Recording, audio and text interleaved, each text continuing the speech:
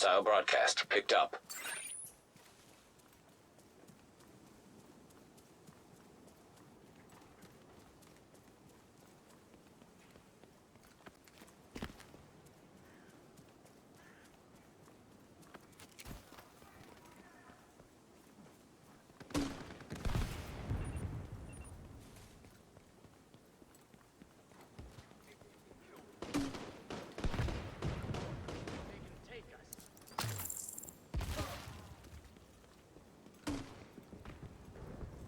Constitution Camp is overrun and locked down tight. Guess we're doing it the old-fashioned way. Make a lot of noise and hope they open up. Come on now. Blow them away. Please, motherfucker, please.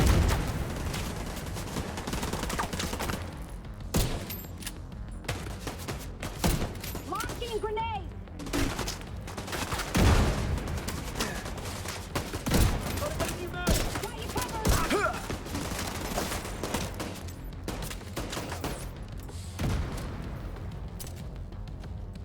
You motherfucker! Where the...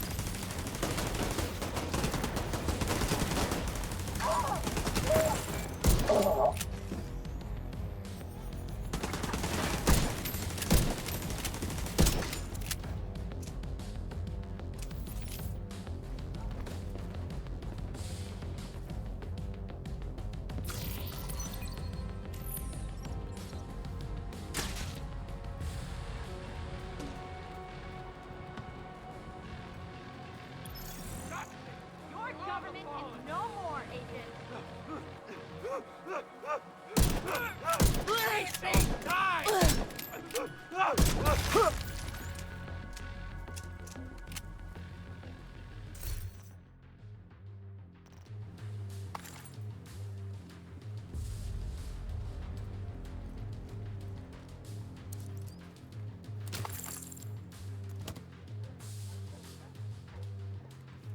We still need to get you through that gate. See if Isaac has any ideas. Explosives detected.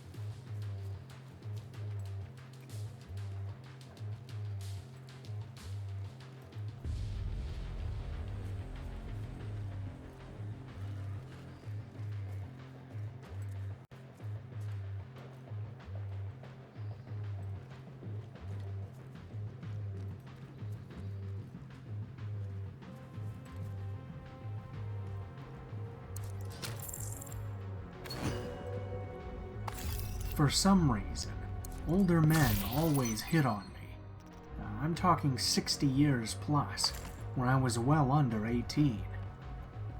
One particular time scared me shitless.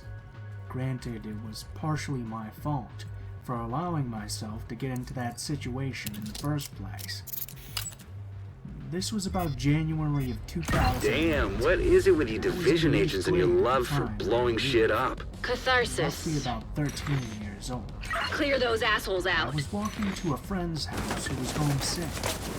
I ditched school. It was about a fourth of the way there when a truck pulled up beside me.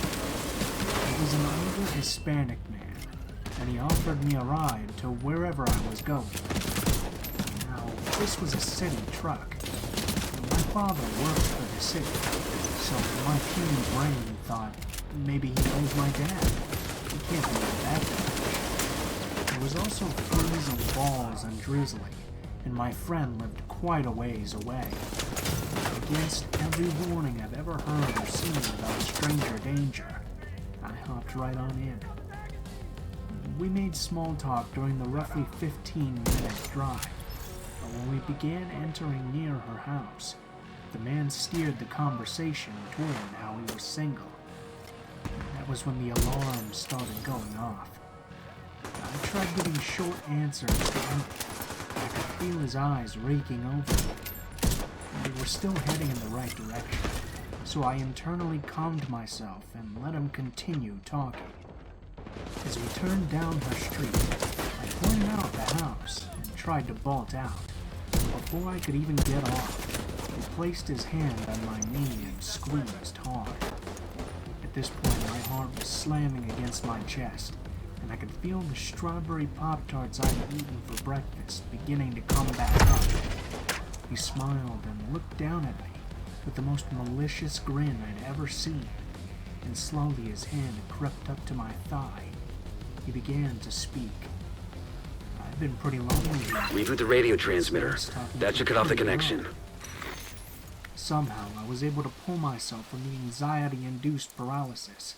Now see if you can Cut tune him into off something the more line, radio thanks for the friendly. ride, and jumped out as fast as I could. I sprinted for her front door.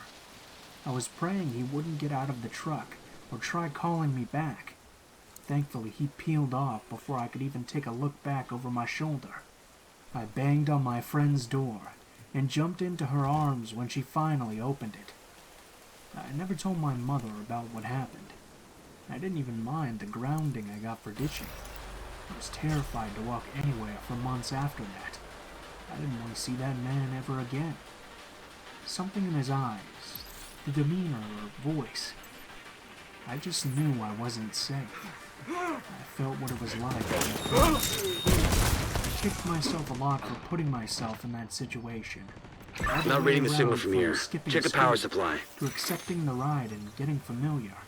I even told him my name and my father's name.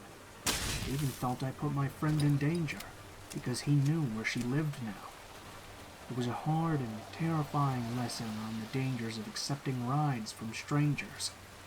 I've never accepted a ride since. I've walked miles in the middle of the night during icy 15-degree weather, ignoring motorists offering rides for the fear of a repeat experience. Still nothing. Maybe they're running a frequency jammer. This happened about 2 to 3 years ago. Apparently, I attract a lot of creeps. And really, it started much earlier than I thought. My grandma often called this hairdresser, who would drive over and cut her hair and mine when I would visit. He was in his 60s. Apparently, he had worked many years for L'Oreal. Yeah, we are live. Reading that station loud and The clear. first time he cut Sorry, my Agent, hair, but it's not over I was yet. With 15. hostiles inbound on The your second position. time, I Just was hold out a 7. little longer, Agent. The campus has Both sent times reinforcements. he acted extremely sweet, Reinforcements are constantly almost there, Agent. complimenting me about my appearance, telling me that I would make a perfect hair model, just showering me with praise. I now know that's what's called grooming. Ironic, coming from a hairdresser, isn't it? My grandma scheduled for him to come over in the morning. I stupid me didn't set an alarm. I woke up to the sound of knocking on the bedroom door, and the hairdresser saying, "Aurora, sweetie, are you awake? I'm sorry to wake you like this, but I have to be somewhere else very soon. Could you please hurry? Don't worry, I promise I'll take good care of your hair regardless." I jumped out. I was sleeping naked that night because it was just boiling hot in my room for some reason. So I quickly put on a backless dress that was left on a chair and opened the door, ashamed that I had only just woken up. The hairdresser beamed as he sees me. I looks like he's in a huge hurry. I respected him. I just did as he said. I washed my hair in the sink, put a towel around my shoulders, and sat on the chair that he had placed in the middle of the common area. We'll take it from here. All right, guys. Secure the radio masts. Take anything else we can salvage back to the campus. There's more gear here than we initially thought. I answered Should be truthfully. enough to set up a workshop. Sounds like they got it covered, Agent. Then he starts. "Oh, so you're a woman now. You know, you are the most gorgeous woman I've ever seen. All my clients are done with hearing me talk about you. They all know you as my favorite. But that's because I can't stop thinking about you, you know? You're always on my mind. Your hair, your face, your kindness. I'm always eagerly waiting for the day when I can finally see you again." And then he drops it. "I'm in love with you." Back then, I thought this was just how he was. And he had been that way those other 2 times I met him. And I saw nothing wrong with it at the time. I thought that it was just part of his personality. Haha, he's just being extra. That kind